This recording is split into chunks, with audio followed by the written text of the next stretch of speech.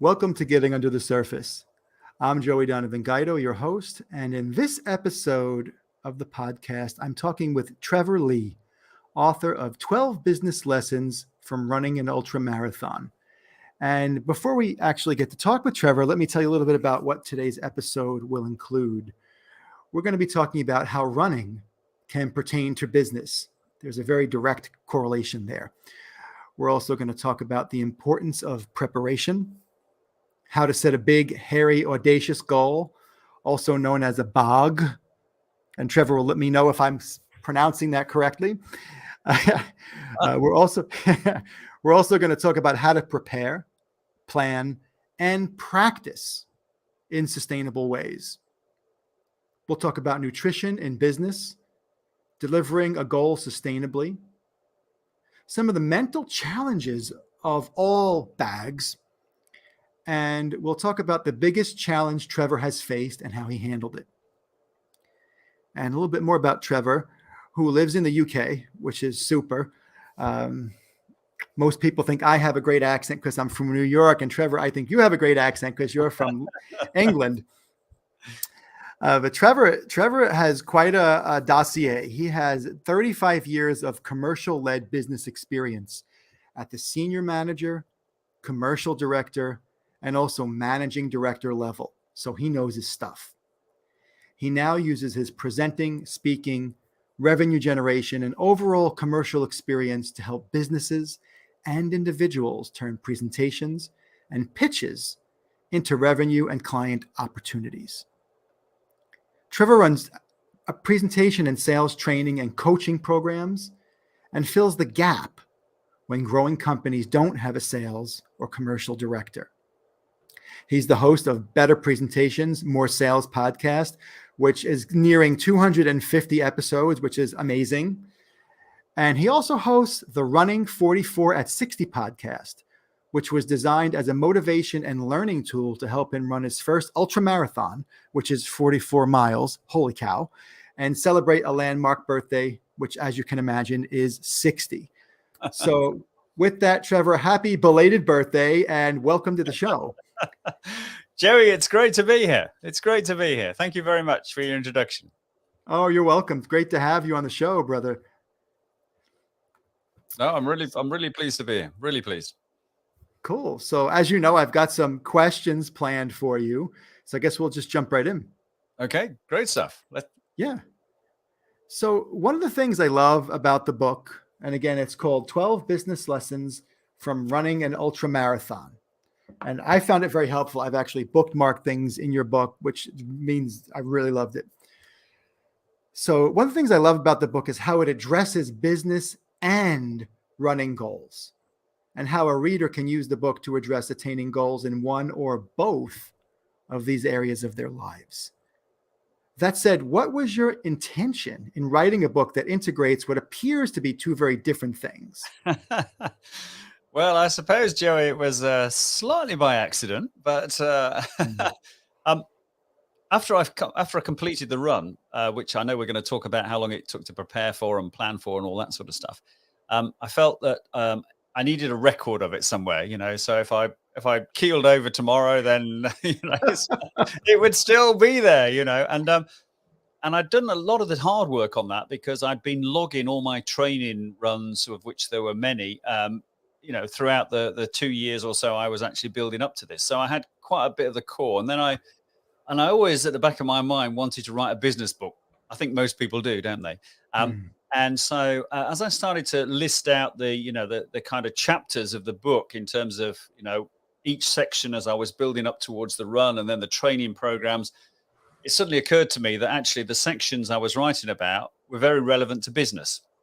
So it was quite easy then, in a sense, to write a section which was all about the business. For example, I think, chapter 5 was about shouting about the fact I was going to do the run, make it real. Of course, shouting in business is marketing, really, isn't it? So it was very easy to link the two together. So that's kind of how it happened. That's very interesting. And I find that in life, it's like there are things that sometimes you don't think or people don't think are connected. Like with guts, I talk a lot about the spirituality and meditation and self-care, and how that correlates to our professional life. And that's not really talked about a lot. And what one of the things about the book, it makes it really, whether even if you're not a runner, what you talk about in the book, you can still get a lot out of it, or maybe become a runner after reading the book. But the correlation, about setting goals, about understanding what your goals are, and that shouting it out, kind of declaring it, at least to the right people, right? To the people who are going to hold you accountable or get excited with you. It's, to me, it's really just is a perfect blend of what appears to be two different worlds that's actually one kind of supports the other. Yeah, absolutely. And I think ultimately, though, one of the challenges was when it went live, December last year, was, is it a business book or is it a running book? How do you categorize it? So there isn't actually a category that is a business running book. So,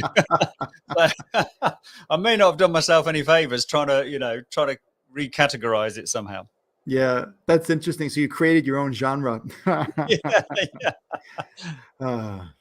Well, it's obviously it's both. And even beyond that, I feel like it's a life book. It's a book that even if your goal is to strengthen your mindset or learn or grow as a person, it's just kind of crosses the board with methodologies that work anywhere.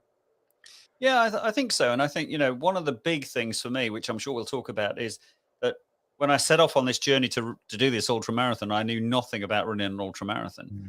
I think sometimes in the business world, we think, we've been around a little while, so we must know it all.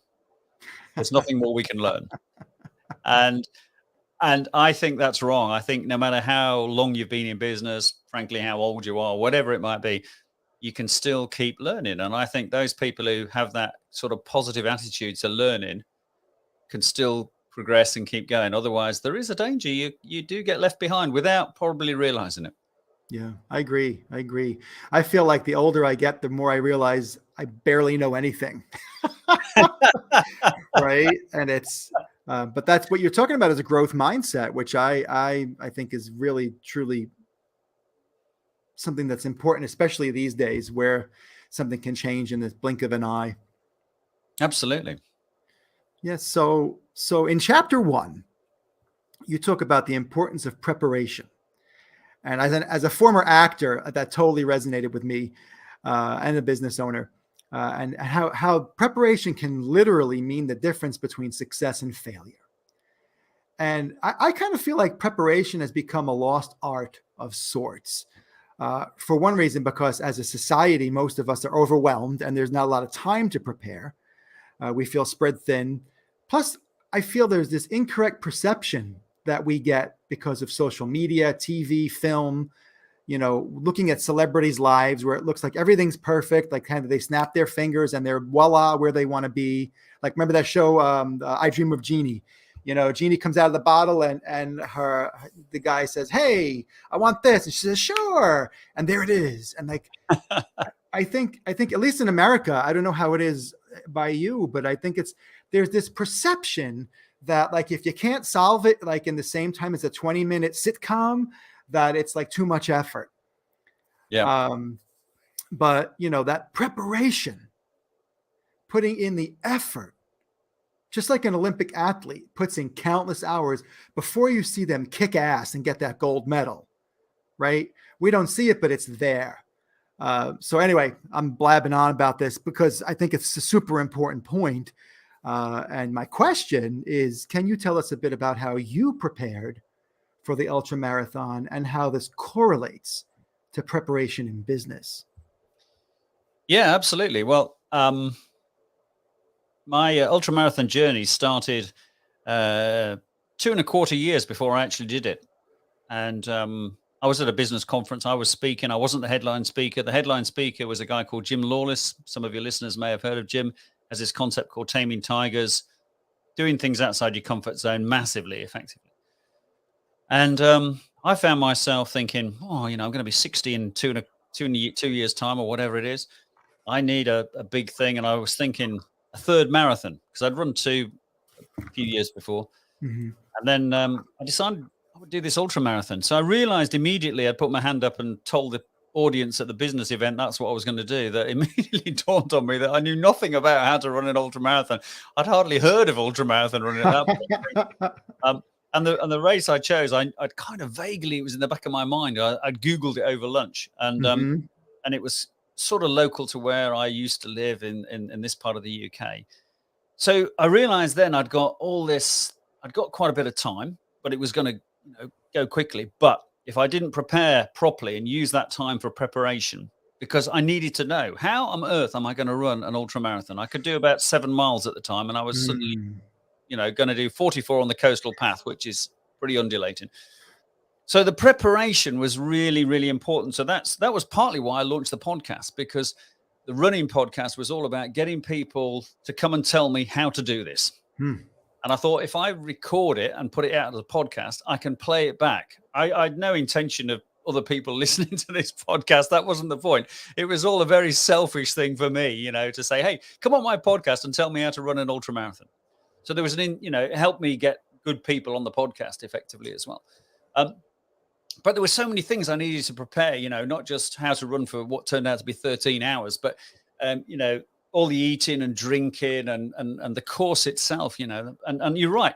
And if you look at it in a business perspective, of course, you're absolutely right, Joey. We in business terms, you're going out for a 13-hour run and you do, I'll just have a little couple of jogs around the block. That'll do. That's the kind of correlation. Whereas I did 2,300 miles, 350 training runs, all that stuff. But in business, you're right. We just assume that we can just, I'll just have a little sort. Yeah, I'll be fine. And then we wonder why it doesn't work out. But of course, if you're going to run an ultra marathon and you don't prepare, then you're risking failure big time. And I think what we forget in business is that it's the same principle. I work with people, as you know, on doing presentations. And a lot of the time, I see a lot of people presenting, and it's clear they haven't done the preparation. And they haven't thought about who their audience is. They haven't thought about what they really want to hear, all those sort of things. And I think it's the same in business, isn't it? Where we don't do enough preparation. It's a classic thing at the moment, isn't it? If I was, in the sales environment and I turn up and knock on your door and say, hey, great to see you, Joey. Now tell me what you do. And you're thinking, hang on a minute, you should know this. I'm very visible. Everybody's visible. So anybody listening to this, particularly in the sales environment, never turn up to somebody and say, so tell me what you do, because you should know. You should know more about that company when you arrive than they do. And, if people, contact me, and I'm sure you get this, Joey, and they put questions, or they phone you up, or they ask those questions. There's fundamental questions, or they send you an email and say, can I speak to the head of HR in your company? Well, it's clear I haven't got a head of HR. So, you've done no preparation, have you? You just sent me a random email hoping I might, in a 1,000,000 to 1 chance latch onto it. Yeah. So, I think the preparation, I forget his name now, and I should know, but there was a guy who I had on the podcast. It was a former correspondent in battlefields. He was a war correspondent, and he's taken the kind of preparation detail that he watched around him into the boardroom. He has a concept called bulletproof selling. I should know his name. If he's listening to this, I do apologize because I haven't got it in front of me. But again, there's that concept of, get prepared, spend the time. And as you quite rightly say, we don't spend enough time. Yeah. So, wow, yeah. So when you started this whole program, how did you know that you needed to do all this preparation? Is it because of your business acumen, or that you kind of pulled that into this to say, hey, I've got to prepare for this like I would this long-term project? Or did you just realize that you were risking your health if you didn't prepare properly? Well, I think it was a combination of the both. And interestingly, I think what I learned about the ultramarathon as it goes on in the book, I suppose it did transfer over, and I did learn quite a lot about business from the learnings of doing the planning for the ultra marathon. Certain things that people told me I needed to do, and as the training built up, the training, you go longer in your training, and then you start doing things like you run 18 miles on a Friday and then 13 on a Saturday. So you get used to running with your legs feeling really tired and things like that. And again, if you put that into a business context, that's the same as, you're having a full on day, you're going all out, and it's a long day, but you're in the heat of the action all day. And then immediately the next day you do exactly the same thing. And you've got to be just as good and just as energized. And so without proper preparation, you're never going to achieve that. Yeah, that's a good point. You remind me of a story, because I've run one marathon. I ran the New York Marathon many years ago. I think it was 1997. And my preparation was very similar to what you talk about in the book. It was very specific about everything I did, from what I drank, what I ate, how many times a week I ran, where I ran, what kind of training, and the more official runs, how I kind of ramp things up from, 5Ks to 10Ks to half marathons to a couple half marathons a week to getting up to 18 miles. And something really interesting happened at the marathon. I followed my plan to the T. I did not go on any audibles. I didn't do anything, spontaneously. I followed my plan. It took me a long time. It took me a little over 5 hours to do the marathon, but I wasn't looking for a fast speed. And I did it, and it was great. I felt great the whole time, and I sprinted and passed hundreds of people in the last half mile. My buddy got hungry. And he also planned really well, but he deviated. Right. And we were running by a table and had all kinds of candies. And he's like, Joey, I'm hungry. I'm starving. I'm like, dude, just don't. So he went and he grabbed a couple of Butterfingers. Okay. And he ate them. And within 10 minutes, he was cramping and couldn't run anymore. Oh, no. So it's just a funny story that I think might correlate, if we decide in the 11th hour to call an audible after we make a great plan, without putting any thought into it. But I think that is an interesting point, isn't it? Because here we are, we're talking about, you doing the New York Marathon, me doing this ultra. We're clearly amateur runners. There's nothing to really be gained from it except, feeling good factor. Yeah, in business, there's a huge amount to be gained from some of the stuff we do, particularly when we're pitching for new business or we're trying to retain an existing client. Yeah, we do the preparation for, doing our runs, but we don't necessarily do the same level of preparation for something that makes a real difference to our lives. Yeah, that's very interesting. And speaking of preparation, that's actually part of my next question. Because in the book, you talk about setting, planning, and delivering business and running goals. And I'm a big goals guy. I'm a big fan of Zig Ziglar. I actually had Tom Ziglar, who's Zig Ziglar's son, on the podcast not that long ago. Oh, great. Yeah, which was super. So I've got a question for you about each of these things, about setting, planning, and delivering these goals.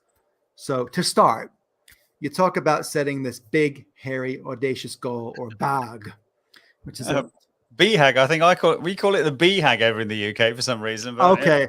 Well, let's call it a BHAG because I'm probably wrong. So I don't know. I might be well wrong. So with this BHAG, can you tell us more about how to do this? How to set this BHAG so it's not just some random unattainable goal, but rather something that has value and meaning to you, to your business, to your personal life, and to your customers. Absolutely. Well, whatever we call it, the big, however we pronounce it.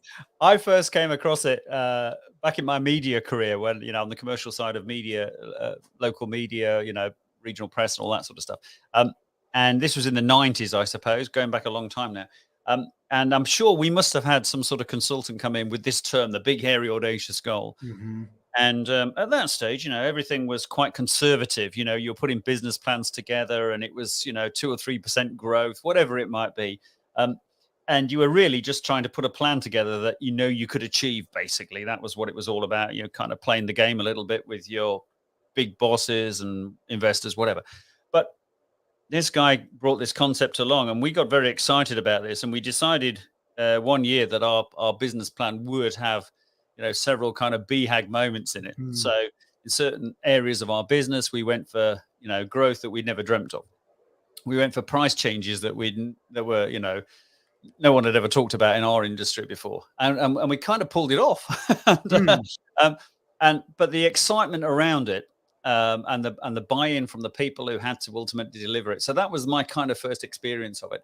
And as I say, I decided to run this thing, listening to Jim Lawless talking about taming tigers, and that clearly he didn't use the term BHAG, but it was clearly what he was talking about. This kind of pushing yourself beyond what you think you're capable of, but knowing that if you do the training, you're prepared to put in the time, it could be achievable.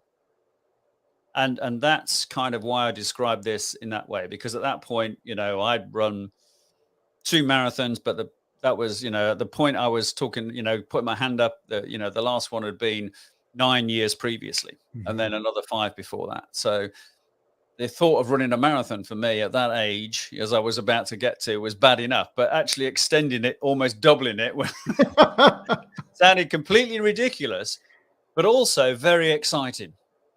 And, I wouldn't have done all this if I had not been at that conference, and I was that speaker and being introduced and all that stuff. It was a kind, I kind of, over lunch, I thought, right, when they asked me because we were told, what have you learned from Jim in the morning? And I was, I wanted to really make a big thing of it. So I positioned myself next to him on the little platform alongside the 3 other speakers in the afternoon, knowing that we were all going to be asked in turn. And I thought, if I go furthest away next to him, I'll be the last one. So I'll have the biggest impact. And that's exactly what happened. So it was all a bit stage managed. But, once you've kind of announced that goal, then the thing I learned most is you've got to tell as many people as possible. You've got to shout about it. You've got to go back. So I went back and I went to my friends and said, I just joined a running club. I said, you never believe what I'm going to do, but this is what I'm going to do. And I've kind of got a new version of this goal for January 2024. And all I do now is tell everybody, hey, I'm going to do that, but not till January 2024. So I've got now, 15 months to get ready for it. It was 18 when I first sort of announced it. And I think in business as well, it's very, this big, hairy, audacious goal, it's a very exciting thing to do. I describe it as, in business, we want to go from A to B. A big goal could take you from A to C. Not A to Z or Z, but A to C, so it's one more step. Because if it sounds totally unrealistic, genuinely totally unrealistic, because you've got to invest millions of dollars to get it or whatever it might be, then clearly it's not going to happen. And you're just pipe dreaming. So you've got to make it so it feels realistic. Yeah, I think that's a great point, and that's something I've struggled with the past 5 years. And my wife became sick almost exactly 5 years ago, and that kind of threw a monkey wrench in what I was doing professionally. But it made me realize, when we set, it's a perfect point you're making. When we set a goal, first of all, it doesn't mean it's the last goal, right? It means it could be a big, hairy, audacious goal and take us to C, like you said. It's not A to Z, Apple to Zorro. It's A to C, right? And I think that's also one of the problems, because I think sometimes going back to that preparation and putting in the effort, we're surrounded by like these false realities. Like we see somebody on Facebook or Instagram, and hey, it's the latest, person who won a Grammy or an Emmy, and wow, cool. I didn't know who they were last year. Look how fast and then you look at their history, and they've been doing this for 20 years. And people like Tony Robbins and even Eckhart Tolle, lived in their cars. They had no home at one point. Sure, now, hey, look how cool, but there's that effort. And I love the point of making a hairy, audacious goal that doesn't make you say, man, I'm never going to be able to do this. And then you feel bad about yourself. Yeah. And I think the other thing to remember or to point out is that big is relative. So let's, I work with, as you know, I work with people on doing presentations. Now, if I came to you, Joey, and said, "Hey, Joey, I'd like you to do a presentation, do a bit of public speaking for you," no, easy peasy. So it's no big deal. Now, for a lot of people, it's a massive deal because they've never done it before. They're feeling totally nervous. I can't possibly do that, Trevor. I can't stand up. Now, when they do that, that is the achievement of their particular big, hairy, audacious goal for that, using that term. So it is all relative. I've got friends who, do this 44-mile thing every year. It's easy for them. It's no big goal. But for me, it was huge. So it is all kind of relative. Yep. Yeah. Also a very good point. Yeah. That's boy, we just tackled the first piece, and I feel like we got a lot of really good information. Thank you. So we want to make sure it's something that we feel that we can do, even though it feels like a stretch. It needs to feel attainable or doable. Otherwise, and also,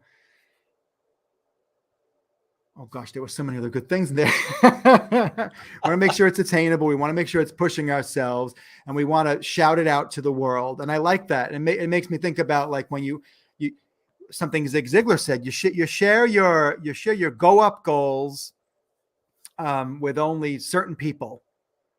Yeah. Right? People who are going to support you. People are going to say, "Hey, that's great. Wow." Maybe even if they're a really good friend or colleague, how can I help?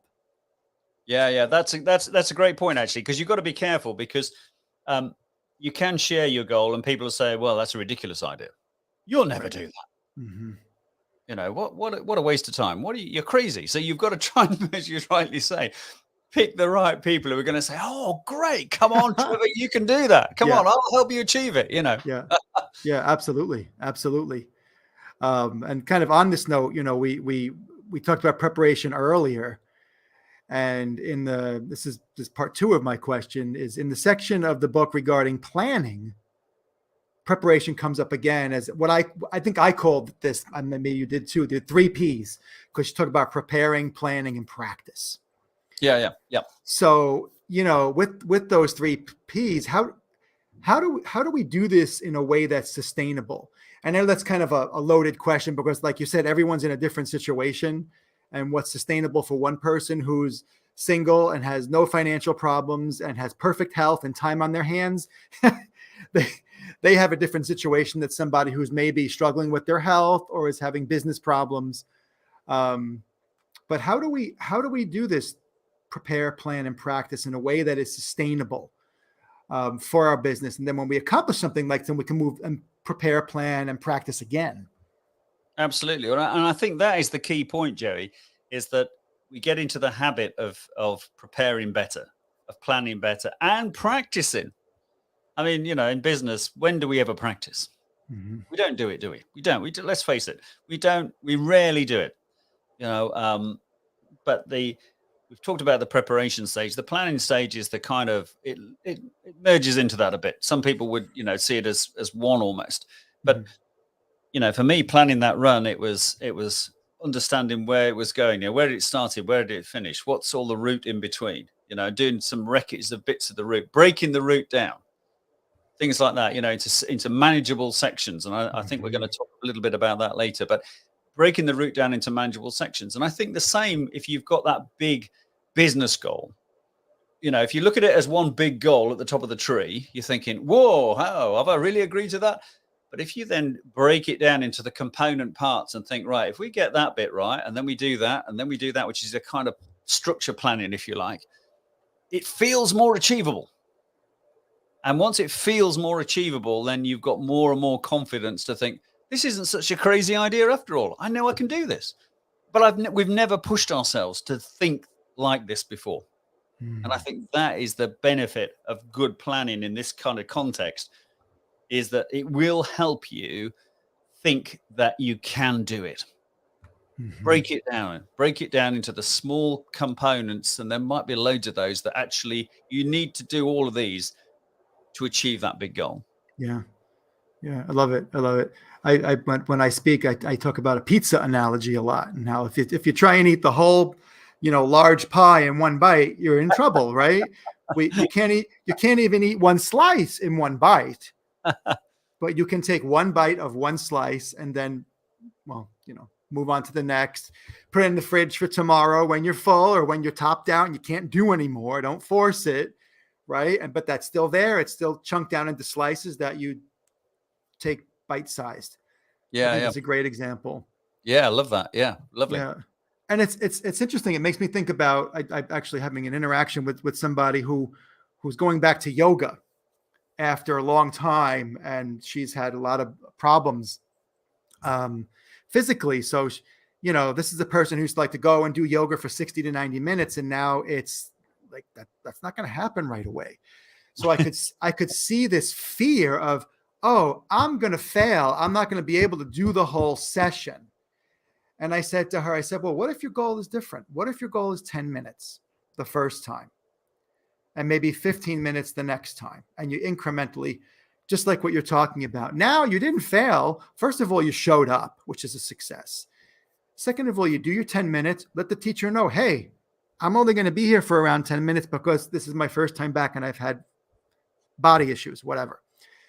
So, the big goal of doing yoga all the time and doing a full class is still there, to your point, but our immediate goal is attainable. Yeah. And I think as humans, we lets off endorphins when we check a box off. Oh, I did that. I did that. I did that. Absolutely. And I think that's the key thing. I remember the first time during the training, I ran for 2 hours, didn't matter how far I'd gone. I just time on my feet for 2 hours. And I thought, wow, I've just run for 2 hours. I haven't done that for a long, long time, several years, frankly. And now, a year later into the training, 2 hours was absolutely nothing. 2 hours. If someone said, "Oh, can you go for a 2 hour run?" Yeah, of course I can. You weren't training 5 or 6 hours at a time, but nevertheless, it was just that in your perception head that suddenly, 2 hours is a breeze. Yeah. Well, not a breeze, but it's very achievable. Whereas the first time over the line, it was wow. And that, we see that in business all the time, don't we? Where people do something for the first time and they think, oh, I can't do this. And well, I've done it. And then do it again and do it a bit better or a bit longer, whatever it is. Yeah. Yeah. It's kind of moving the bar, that progression. Yeah, absolutely it is. And I think the great thing about it, it's a bit like, we hear people talk about imposter syndrome, don't we? People get, moved into big jobs and you get bigger responsibility. And the first time you do it, you think, oh my God, I'm suddenly in charge of 20 people. Oh, what am I going to do? They're going to realize I don't know what I'm doing. But then you grow into the role and suddenly you're in charge of 40 people or 100 people. And you forget that you thought you couldn't be in charge of 20 people. Yeah. Yeah. And what you're talking about, at least in part, is somebody with that growth mindset, somebody who is a true leader who, if they're feeling that imposter syndrome or they're feeling holes, right, they, again, put in that preparation, that effort to be that leader who can handle that team and support that team. So, and that's a big discernment, right? It's like you said earlier, the person who says, yeah, I'm just going to go run a marathon. I put in 2 runs last month for 20 minutes each, and then you're in for a huge surprise. But I think this preparation thing, the planning, the preparation. I remember, when my first job in the media sector was selling advertising. This was back in the days of, before the internet and all this sort of stuff and email. And you have to go and see people. And I would spend a lot of time creating ideas for my customers. And, not like creative, just sketches, really, using artwork books and all this sort of stuff. And I was highly successful, because they bought them. They loved them. And they weren't great ideas, and they weren't the finished article. Somebody else had to do that. But the fact that I'd put something together, I put something in front of them and said, hey, what do you think to these? Rather than turn up and say, oh, well, okay, have you got any ideas what you want to advertise? And of course, people buy ideas, don't they? And I learned a lot in those early days about the fact that if you put the time and effort in, you'll make the rewards look relatively easy from the outside. Yep. Yeah. Yeah. It's funny, isn't it? Because when you think about preparation isn't sexy, right? It's not the shiny new whatever car or whatever. It's all of the sweat and tears that go into, using a car example, like building that motor.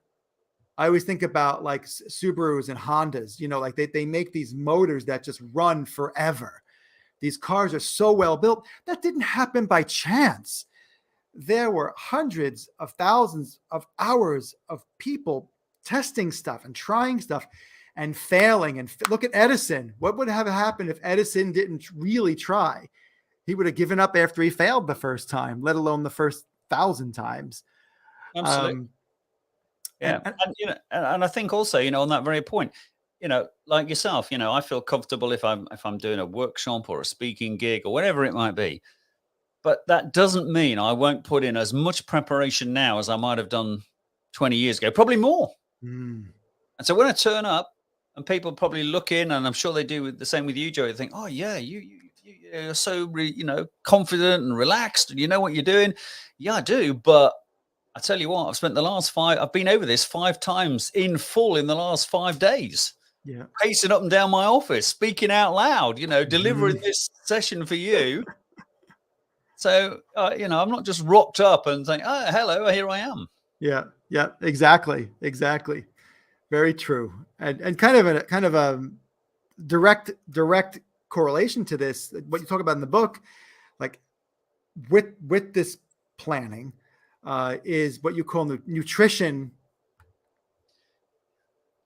for business, or nutrition in business. Yeah.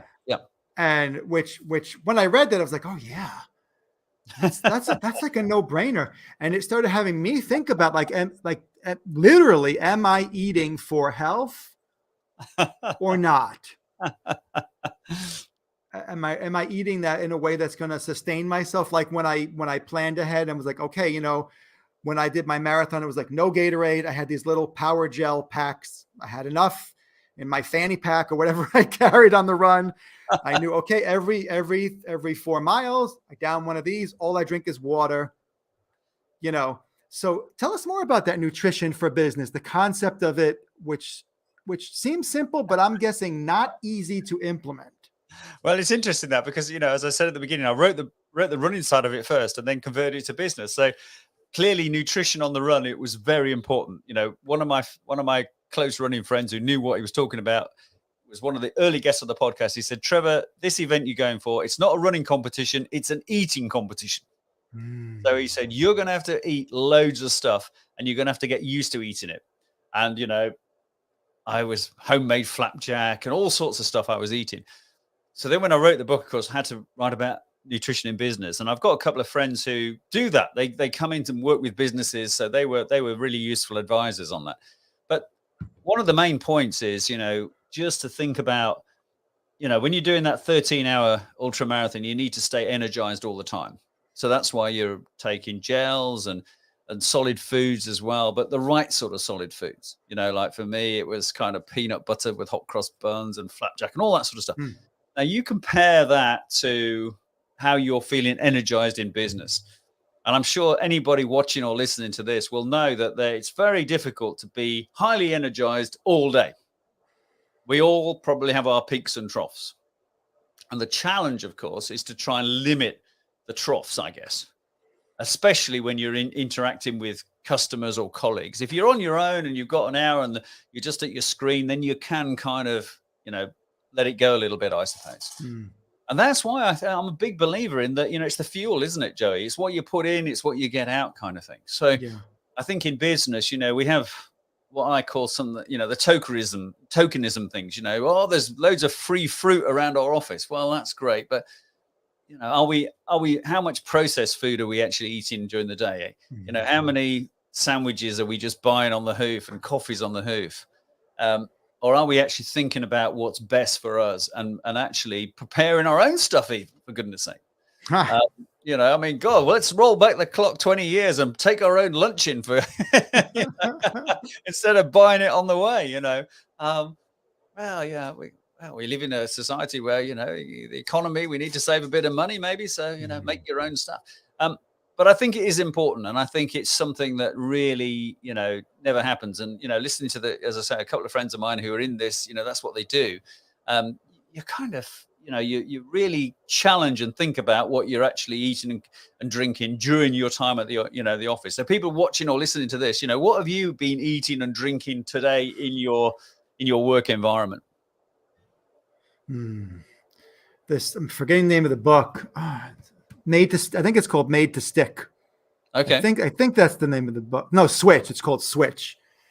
And in Switch, they talk about nutrition and food, and they talk about one study that was done, and there was a campaign that just said to people, hey, did you know 1 glass of whole milk contains the same amount of fat as, I think it was like 4 or 5 pieces of bacon. Right. So it gave a very specific correlation. And the ask was, drink low fat or 2% milk. Yep. And this was correlated to, heart disease and all this, high cholesterol. And so like, I actually changed my eating habits because I was only challenged with one change. Change the milk you drink, right? I still drink my half and half with my coffee, but it's not that much half and half. It's just, a little bit. But I feel like sometimes when I look at changing my nutrition, my eating habits, if I look at it broadly, I'm overwhelmed and I do nothing. But this book has got me thinking like, okay, why can't I look at it one piece at a time? It's like, all right, you know what? First I did the milk. Then I said, I don't want any BHT in the house. BHT is something that's put in a lot of cereals and stuff. And it's basically poison. So I was like, okay, I can handle that. Let me just check the cereal boxes, especially I've got 2 kids, and just check for BHT. So as I started to integrate change one bite-sized piece at a time, to your point, it became manageable, attainable. And as I planned for that and attained it, then I could plan for the next bite. Yeah, absolutely. Well, it's convenience, isn't it? We live in, as you say, a fast-paced, convenient world, and it's very convenient to pick up anything. We feel hungry, we'll grab the first thing we come to and that we see in the world, we're just consuming. A few years ago, I was lucky enough to spend some time on a leadership program in the UK at the Ashridge Business School. And which is at the time, it was one of the, I don't know whether it still is, but I imagine it is one of the top places to go to learn about business. And it was like, I was there for 3 or 4 days. And, when you go to an event, and there's a break during the day, mid-morning break, the coffee comes out, whatever, and they bring out the biscuits and the, cookies, or whatever you want to call them. They didn't do that. They just had nuts and dried fruit or fresh fruit and nuts and things like that. And they called it brain food. And I kind of pinched that idea. And I said, okay. And they said, yeah, well, we just feel as though we should, because we all know, don't we, that certain foods give us that really bit of a buzz, particularly the high calorific stuff, the sweet stuff and the carbohydrates, the sandwiches we consume at lunchtime or whatever. They give us that sort of lift, but then, we slump again, don't we? And like, running an ultra marathon, you can't really afford a slump. You've got to keep going. And I think in business, you don't really want to slump, do you? You want to be highly energized as much as possible for as long as possible. So I think nutrition is underestimated how important it is. I agree. And I'm really glad you brought that up in the book. And I love your process of like the whole bite size. I keep bringing that up, but I think, I meet so many clients that I spoke with somebody yesterday who just signed on and wonderful person. But they were feeling way overwhelmed. Like, how am I going to do all this? And then, so, the first thing is like kind of chunking down, how we're going to do it, but also what's important and what's not, right? Because sometimes we're spending time on stuff and feeling overwhelmed and it has no effect. So, and like to that point, like I have 1 donut a day. I'm going to be honest with you. I am a donut guy. I have 1 a day. It's usually my only snack, except for like healthy things like fig bars and stuff. Okay. But like there's this psychological component that goes along with the food. Because listen, if you're having a piece of fresh fruit instead of like a donut and you are just angry about it for an hour, that might not be a sustainable solution, right? So the question for me becomes, all right, well, the banana isn't cutting it for me. I'm not feeling happy. I'm not getting endorphins. I'm not feeling satisfied. What can I have? Right? And maybe it's an orange, maybe it's a pear. For me, you're going to laugh. I love arugula. I can have arugula just straight up out of the container. Okay. I love it. And it's something like I realize, oh, you know what? My body likes this. My body craves this. And I do feel like both physically better after I eat those greens, but also psychologically, I feel like, you know what? That was really good. I listened to my body and what it needed. So, you know, that's why we're talking a little bit general here. We're not telling people have this many waters a day and this many pieces of fruit, because it's all subjective and it's all personalized to each person. Definitely. Yeah. Yeah. So I could talk to you all day about this. This is great. But I will move on because we're almost out of time. Okay. Yep. And so we've talked about setting the goal. We've talked about planning, and now comes the time where we talk about delivering the goal, or what one might call the doing part. So whether it's a 44-mile ultra marathon or a business initiative that's long-term, might take months or years to complete. Two questions. One is, how do we tackle this delivery part in a sustainable way? And I have a feeling you're probably going to tell me something similar that we talked about earlier as far as bite size, but I want to hear from you. How do we make that delivery sustainable? Well, I think I suspect that the answer to that, Joey, is that to make the delivery sustainable, to achieve it, is staying focused and believing in it, and making sure that, again, you know, going back to that preparation and the planning and the practice bit, however you want to call it, I think that's all part of it as well. But I think, you know, once you know, to make it sustainable and maybe, you know, do it again at some point, or extend it again, well, you've kind of proved to yourself, haven't you? You've upped your level, you've moved up, you've proved you've done that first presentation. So, hey, I can do a second one. You've achieved that revenue goal. You've attracted a bunch of new customers you wanted. Well, let's have some more. You've kind of got the plan. You know how it works. And so, but it is staying focused in the first place, and believing all the way through that you can do this. Yeah. And I think that's what it really boils down to. Yeah, and I would agree with you. And that's something you talk about in the book, is the mental challenges associated with all this. And you've got a really nice philosophy. You say the key to mental success is focusing on small segments, which, of course, you've mentioned previously. If you could talk a little bit more about these mental challenges and maybe how to deal with them.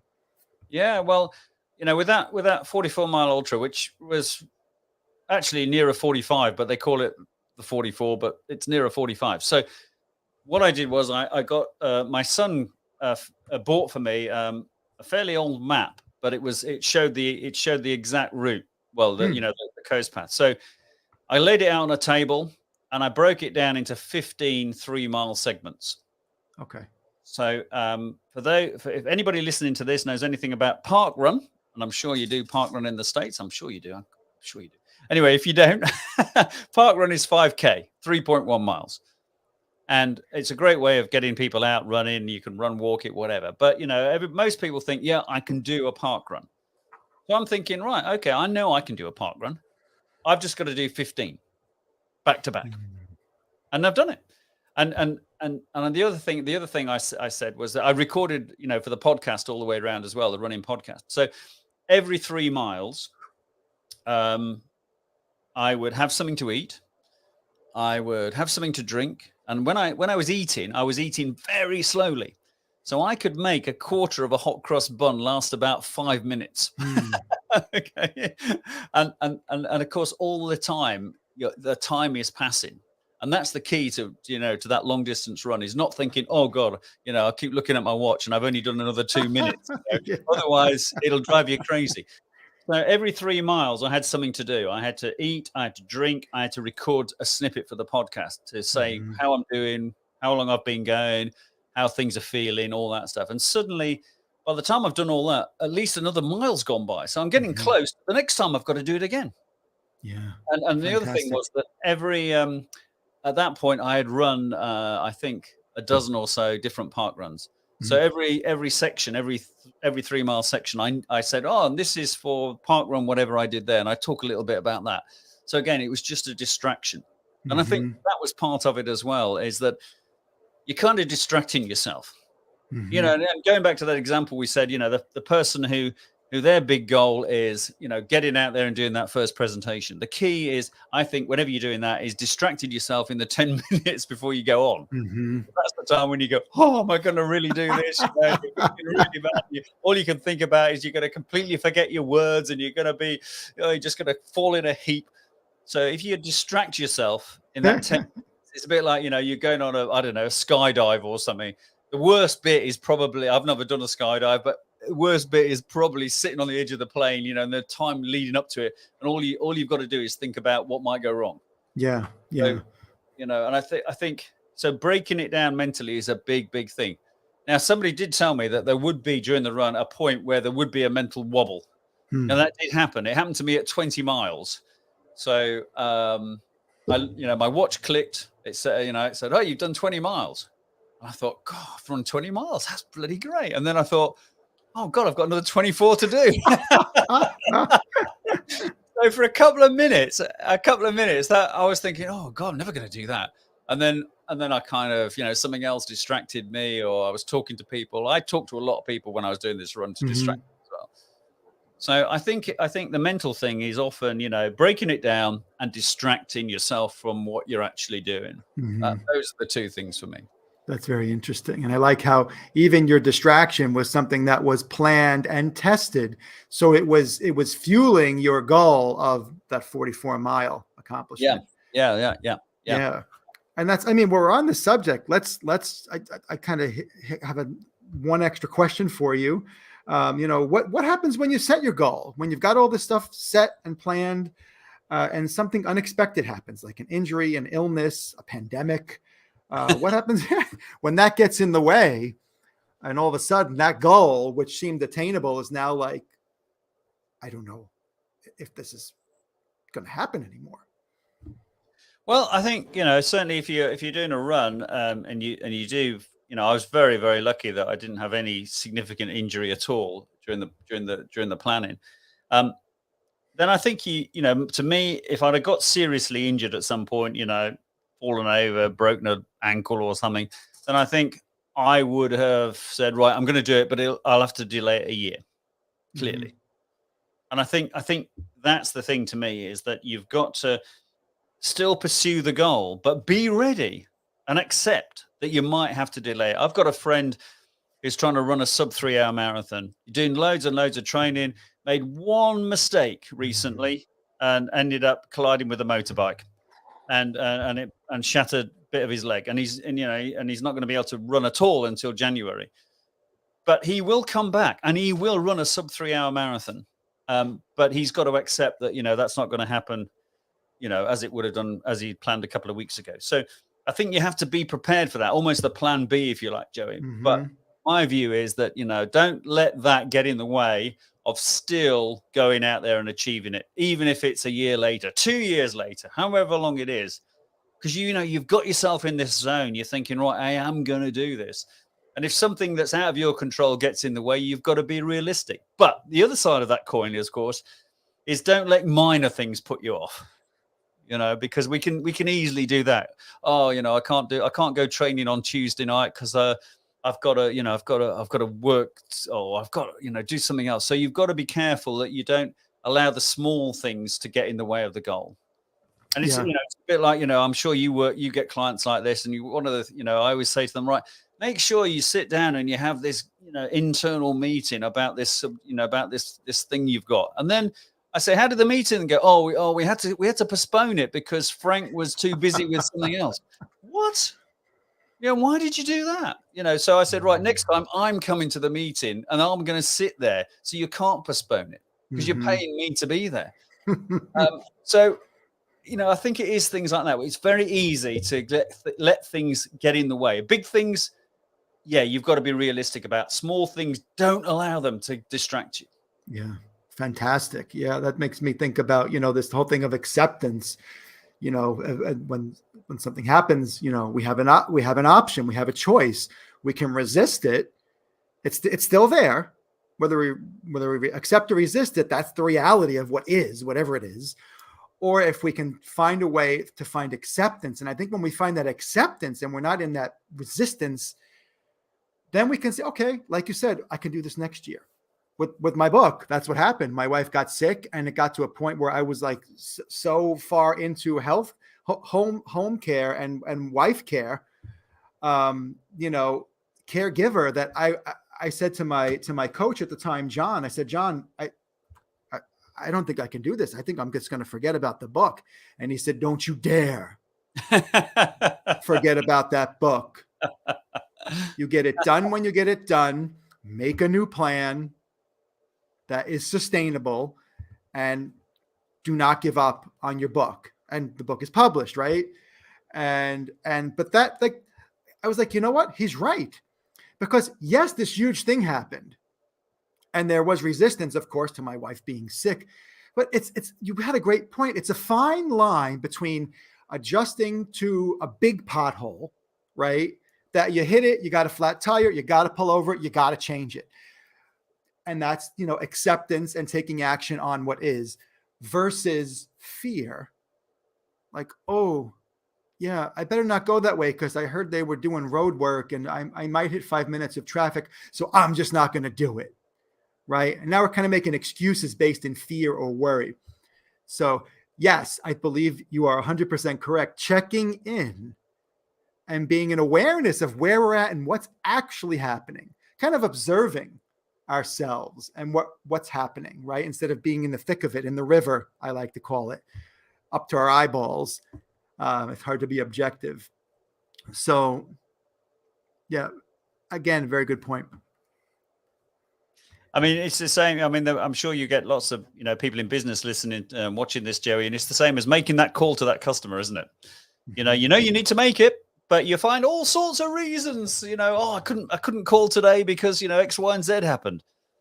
And you're making those reasons get in the way. You really need to get out there and do it and make it happen and sign up to, yes, I'm going to do this. Mm-hmm. Yeah. So come on, you want your listeners and your viewers to, set themselves a big, hairy, audacious goal and let you know what they've done, listening to, watching to this, Yeah, that would be awesome. That would be awesome. If anybody is willing to do that, please get in touch and let Trevor and I know what you got going on. And that'd be great. That'd be really good to know. Yeah, that would be. So I've got one final question for you. Yeah. And that's kind of on the similar track of like when something happens, right? Something that may not be positive or a good thing in the short term, at least. My question is, what is one of the biggest challenges you've faced, either personally, professionally, whatever you'd like to share as a runner, whatever, and how did you handle it? Well, you kindly sent me this question in advance, so I have had a little chance to think about this. But clearly, the obvious one is the run. But we've talked about that, so I'm going to go back in time to when I was a young whippersnapper of a sales manager, working on a very small newspaper in those days in the UK, in the middle of the UK, and I went for an interview for a much bigger job within the same company, within this, in a different part of the country, different part of the UK, but a huge step up for me, a really, really big step up.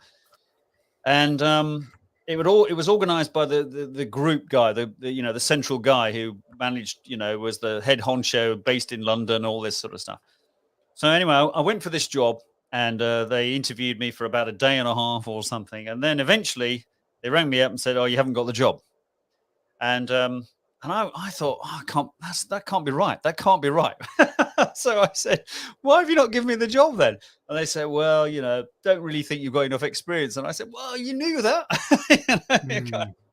So anyway, I rang the guy and I thought, well, I'm not taking no for an answer. So here's a challenge. I'm going to get that job. So I rang the guy in London, because in those days you had to ring them, and get through a secretary or something, because this is a long time before mobile phones, even, for goodness sake. I said, "Look, you probably know they've turned me down for that job." And he said, yeah, I know that. I said, "Well, I think they've made the wrong choice, Ted, frankly. I think I should get the job." So I found myself, a young whippersnapper haranguing this guy and saying, "Come on, I want the job. I want the job, and I viewed it as a big challenge, to get this job. And then, of course, he came back 2 days later and he said, look, they've changed their minds. They're going to give you that job. But whatever you do, don't you mess it up. I won't say exactly what he said because this is a family show, I'm sure. So there I am. I find myself, traveling, this is into Wales. So, partly a different country, effectively.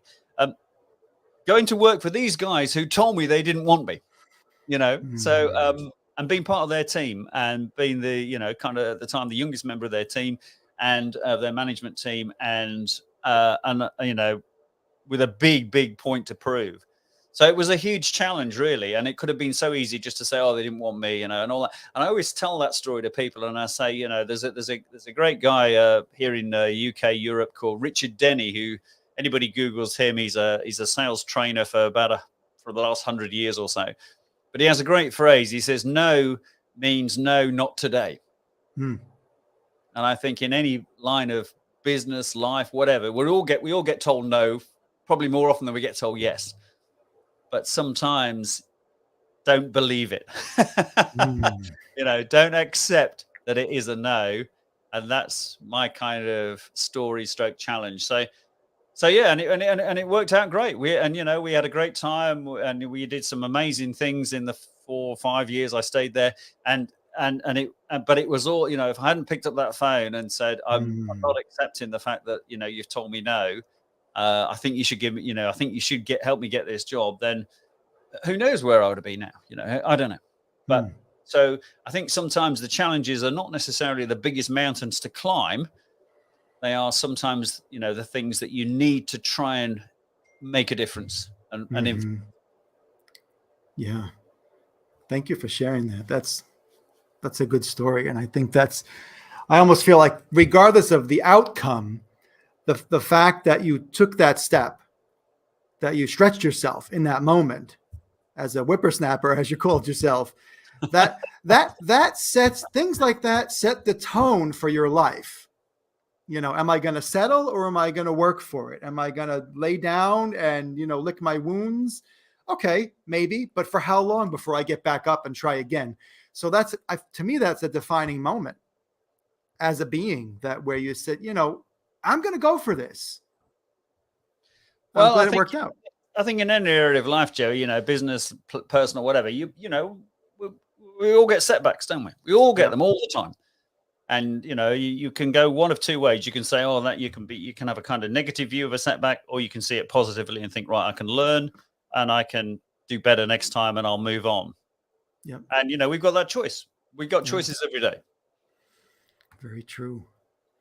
And with that, Trevor, we are somehow an hour in. I don't know how that went so fast. Yeah.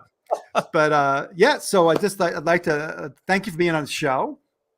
And if anybody's interested in getting in touch with Trevor for some help or learning more about him, you can check out the show notes for a bunch of ways to get in touch with him. But is there a best way for people to find out more about you or reach out?